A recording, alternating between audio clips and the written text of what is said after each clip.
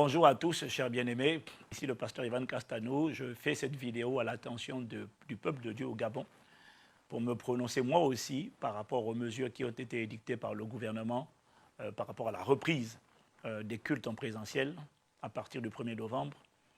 Je tiens d'abord à exprimer mon regret, comme plusieurs pasteurs ici, en France et ailleurs dans la francophonie, exprimer mon regret quant au fait que l'Église, les pasteurs des églises de réveil et des églises protestantes évangéliques au Gabon n'aient pas pu se mettre d'accord pour décider de rejoindre le mouvement de protestation officiel de l'ensemble du clergé catholique au Gabon. Je trouve dommage qu'il n'y ait pas pu avoir à notre niveau, nous, Église protestante évangélique, un consensus également pour se joindre à la dynamique nationale de protestation contre l'ensemble de ces mesures qui sont simplement, quand on les lit, elles n'existent nulle part dans le monde, elles ne sont même pas recommandées par l'OMS, des mesures qui disent de ne plus accepter de paiement en espèces dans les églises, alors que dans les commerces, ce n'est pas appliqué, des mesures qui ordonnent, qui fixent la limitation du culte à pas plus de 45 minutes, pas plus de 30 personnes par culte, quelle que soit la salle, ça n'existe nulle part. Et dès lors que ça n'existe nulle part, on comprend que c'est une volonté très probable des gouvernants de punir certaines personnes qui, dans le clergé, se sont exprimées contre certains choix politiques faits par le gouvernement récemment.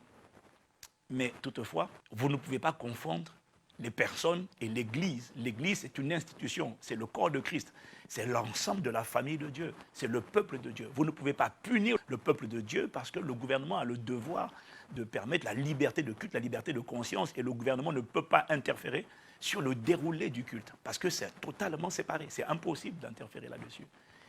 Alors, on comprend que c'est une tentative de punir, mais c'est une erreur de confondre les personnes et le corps de Christ. L'Église, ce n'est que le corps dont Christ est la tête. Et s'en prendre à l'Église comme ça, c'est s'en prendre à Christ. Et Jésus-Christ a dit à Paul, il te sera difficile de réjamber contre les aiguillons. Ça veut dire littéralement, tu ne peux pas frapper dans les aiguilles sans te détruire la main.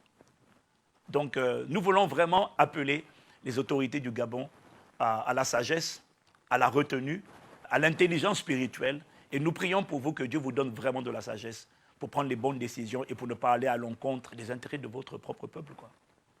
Et je voudrais aussi faire un appel vraiment aux leaders d'Église afin que nous ayons des propos mesurés.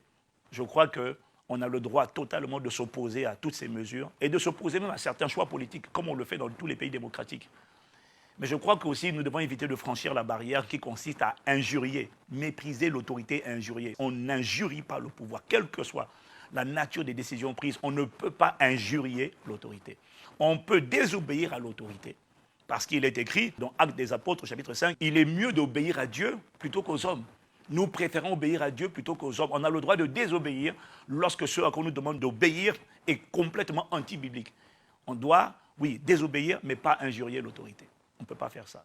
Donc vraiment, j'ai aussi envie de supplier mes frères en leur disant, voilà, face à toutes ces mauvaises décisions prises par les pouvoirs, le pouvoir en place, mais faisons-nous preuve de sagesse et de retenue en respectant l'autorité, tout en disant clairement à l'autorité qu'on est totalement en désaccord et qu'on ne peut pas appliquer ça et qu'on ne l'appliquera pas. Il n'y a pas un consensus qui a pu sortir au niveau des églises protestantes évangéliques, et donc ça, c'est ce que nous regrettons.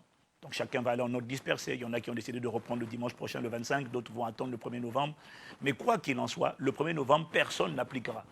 Personne n'appliquera ces mesures parce qu'elles sont inapplicables. Et j'ai envie de faire appel non seulement au pouvoir public, vous demandant vraiment, je vous en supplie, ne commettez pas l'erreur de combattre contre Dieu. Parce que vous n'êtes pas en train de combattre des hommes de Dieu, vous êtes en train de combattre le corps de Christ. Et c'est combattre Christ et Dieu, et c'est combattre Dieu.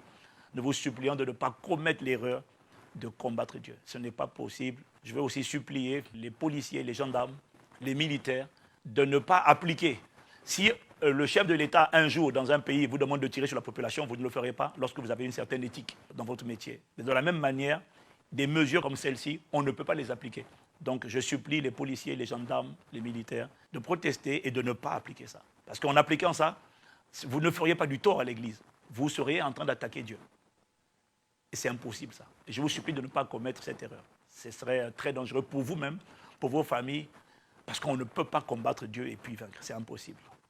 Donc nous prions vraiment que Dieu donne la sagesse aux autorités, Dieu donne la sagesse à ceux qui exécutent les ordres, et que le 1er novembre, les cultes qui reprendront se reprendre dans la liberté totale de culte, comme nous le faisions avant.